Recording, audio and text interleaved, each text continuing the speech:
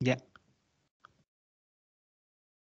Hola, ¿qué tal? A nosotros nos tocó el tema tipos de reproducción asexual en animales y los integrantes de mi equipo son Rafael Tiburcio Rosas, Sergio Alexis Pedro Cruz y su servidora Evelyn Estrella Sebastián Nieto.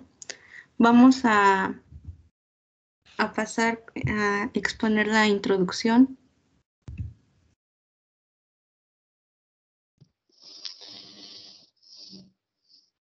Bien, la reproducción asexual es una forma de reproducción de un ser vivo en la cual a partir de la célula o un grupo de células se desarrolla procesos de un individuo completo, genéticamente idéntico al primero, excepto si hay mutaciones.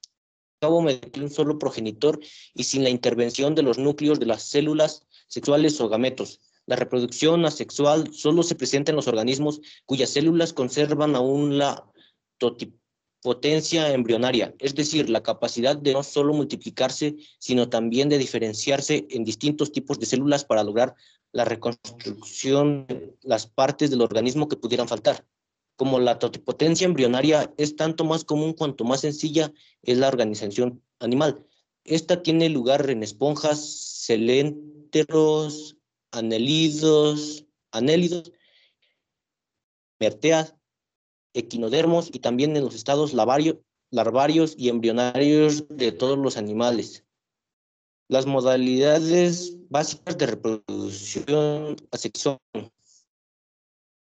la gemación o gemación es una división desigual. Consiste en la formación de protuberancias llamadas yemas en el cuerpo del espécimen progenitor que al crecer y desarrollarse nuevos organismos. Estos pueden separarse del progenitor o bien quedar unidos a él.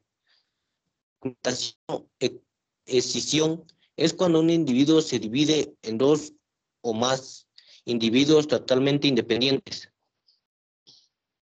La bipartición se lleva a cabo en arqueas y bacterias. Consiste en la duplicación del ADN seguida de la división del citoplasma, citocinesis, dando lugar a dos células hijas. La poliembrionía es cuando dos o más embriones se desarrollan del único embrión del que se desarrolla el cigoto. También puede ocurrir si un embrión se fragmenta en varios. La partenogénesis consiste en la segmentación del óvulo sin fecundar, puesta en marcha por ambiental, etc.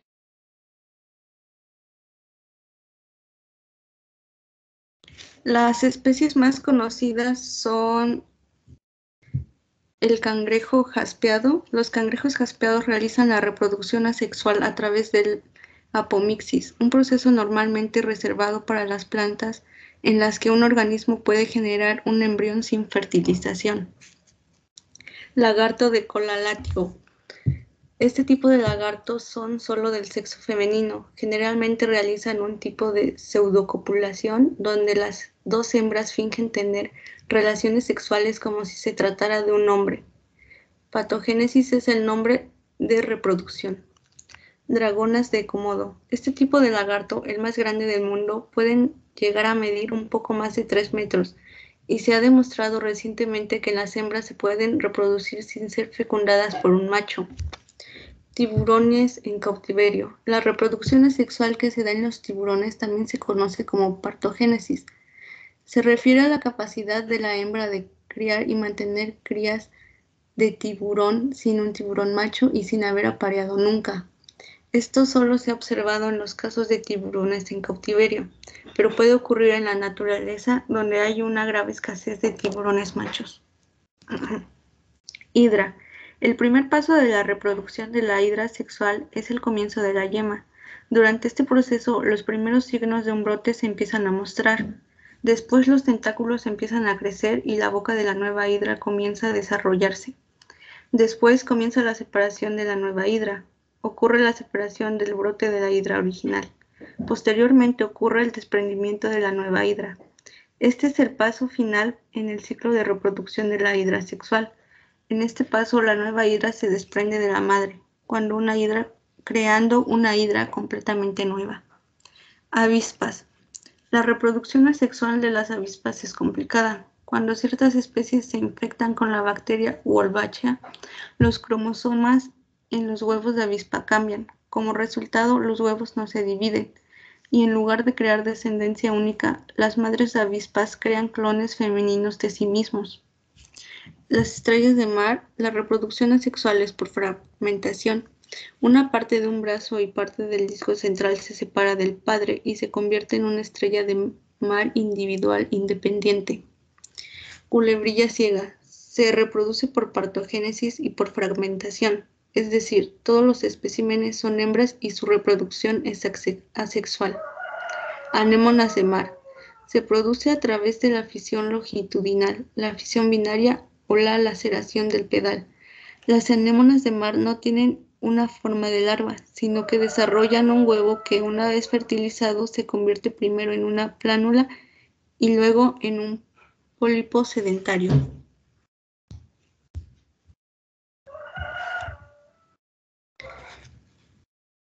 Erizos de mar es un proceso conocido como fragmentación. Esto es cuando el cuerpo de un animal se divide en dos o más partes y ambos se convierten en animales individuales. Pepinos de mar se realiza a través del proceso de fisión transversal. Lirio de mar generalmente implica la división del cuerpo en dos o más partes y la regeneración de las partes del cuerpo que faltan. Esponjas de mar pueden reproducirse asexualmente a través de brotación externa o brotación interna y la regeneración de piezas rotas que se convierten en esponjas de cuerpo entero por sí mismas. A través de un proceso llamado fisión binaria, esto refiere el acto en el que el núcleo de una célula es estimulado para dividirse en una réplica igual y exacta de sí mismo, dentro de las mismas paredes celulares, después de lo cual los dos núcleos se separan en sus propias células individuales, resultando en dos amibas soberanas, pero genéticamente idénticas.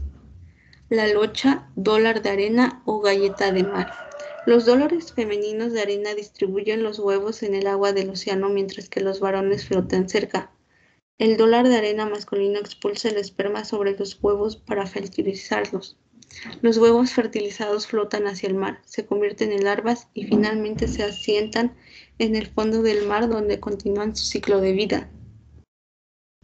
Planarias son hermafroditas y el apareamiento consiste en que los compañeros intercambian esperma entre sí antes de partir para poner huevos.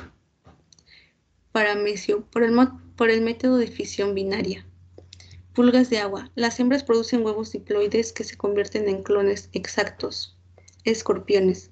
La partogénesis es un fenómeno raro en escorpiones y se puede constatar notablemente en algunas especies.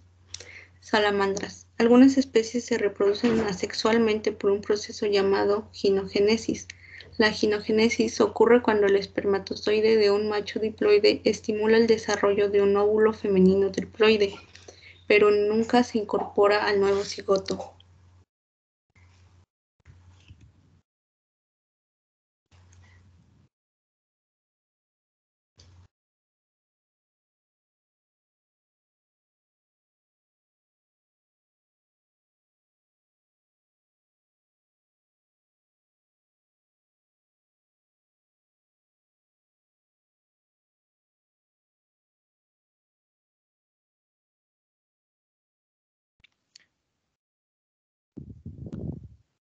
Importancia de la reproducción sexual.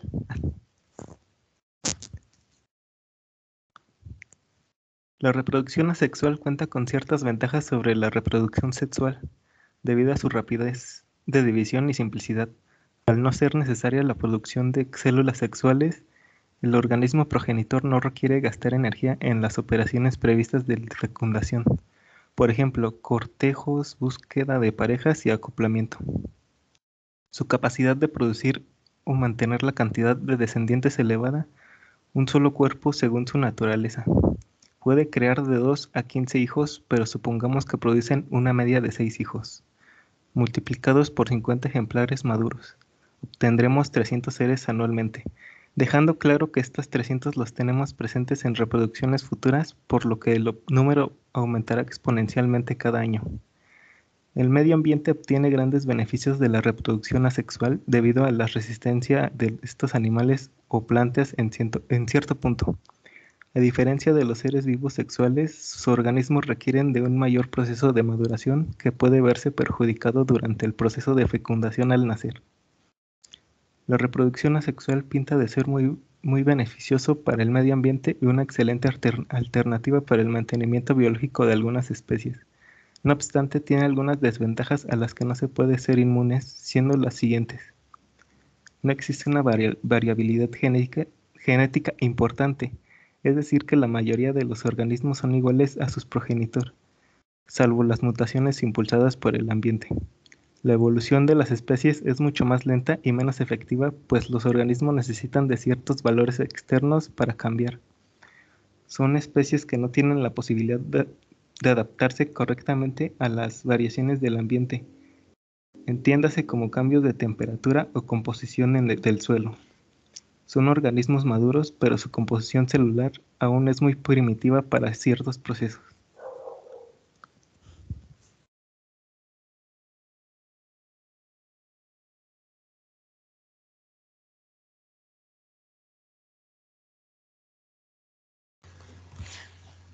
Bueno, eso es todo y espero que les haya gustado. Gracias.